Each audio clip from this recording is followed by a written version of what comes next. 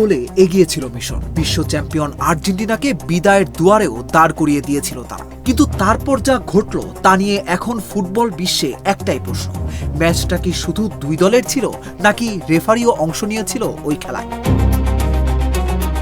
একটি গোল বাতিল, আরেকটি সম্ভাব্য পেনাল্টি, ভিএআর তো দূর, রিভিউ পর্যন্ত না করা, তারপর কয়েক মিনিটের মধ্যেই আর্জেন্টিনার প্রত্যাবর্তন।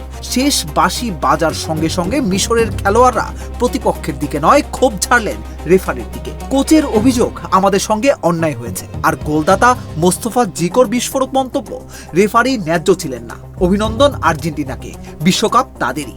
এমনকি রেফারিকে জালিম বলেও আখ্যা দেন এই ফুটবলার। তাহলে প্রশ্ন উঠছে, এটা কি শুধু নাটকীয় কামব্যাক নাকি এমন কিছু সিদ্ধান্ত যা এই ম্যাচের ইতিহাসই বদলে দিল?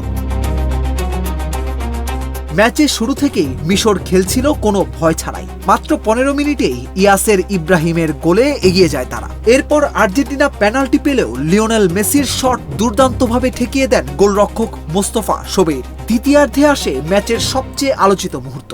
মোস্তফা জিকো বল জালে পাঠান, স্কোর লাইন হওয়ার কথা 2-0, কিন্তু আক্রমণ শুরু হওয়ার আগের একটি ফাউলের অভিযোগ তুলে ভিএআর সেই গোল বাতিল করে দেয়। এই সিদ্ধান্তেই ক্ষোভে ফেটে পড়ে মিশর। কিছুক্ষণ পর আবারও জিকো গোল করেন, এবার গোলটি বৈধ হয়, স্কোর 2-0। তখন মনে হচ্ছিল বিশ্ব চ্যাম্পিয়নদের বিদায় শুধু সময়ের অপেক্ষা।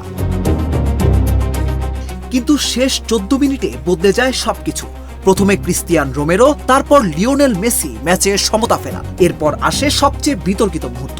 যোগ করার সময় মিশরের মোহাম্মদ সালাহ বক্সের ভেতরে ফাউলের শিকার হয়েছেন বলে দাবি করে পুরো দল। খেলোয়াড়রা পেনাল্টি চান, কিন্তু রেফারি খেলা চালিয়ে দেন, ভিএআর রিভিউ পর্যন্ত হয় না। ঠিক সেই কাউন্টার অ্যাটাক থেকে এনজো ফার্নান্দেজ গোল করে আর্জেন্টিনাকে 3-2 ব্যবধানে এগিয়ে দেন। ম্যাচ শেষ, কিন্তু বিতর্কের শুরু তখনই। মিশরের কোচ হোসাম হাসান সংবাদ সম্মেলনে বলেন, আজ আমাদের সঙ্গে অন্যায় হয়েছে, আমরা সম্মান বা ফেয়ার প্লে কিছুই পাইনি। একে তো পেনাল্টি দেওয়া হয়নি, আবার সেই ঘটনার ভিএআর রিভিউ হয়নি। আমাদের দ্বিতীয় গোলও অদ্ভুতভাবে বাতিল করা হয়েছে।